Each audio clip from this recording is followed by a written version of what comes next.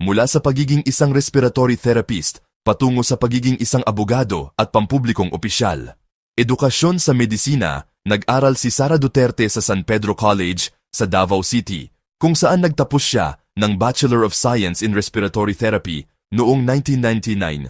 Paglipat sa batas bagaman una niyang nais maging isang pediatrician, nagpasya siyang kumuha ng kursong abogasya. Nag-aral siya sa San Beda College of Law at kalaunan ay lumipat sa San Sebastian College Recoletos kung saan siya nagtapos noong Mayo 2005. Pagsusulit sa bar at karera sa batas, matapos pumasa sa Philippine Bar Examination noong 2005. Nagtrabaho siya bilang court attorney sa opisina ni Supreme Court Associate Justice Romeo Callejo Sr. Pagpasok sa politika. Ang kanyang background sa medisina at batas ay naging pundasyon sa kanyang paglilingkod sa Davao City at kalaunan ay sa buong Pilipinas. CSTK channel subscribe, follow, like and share.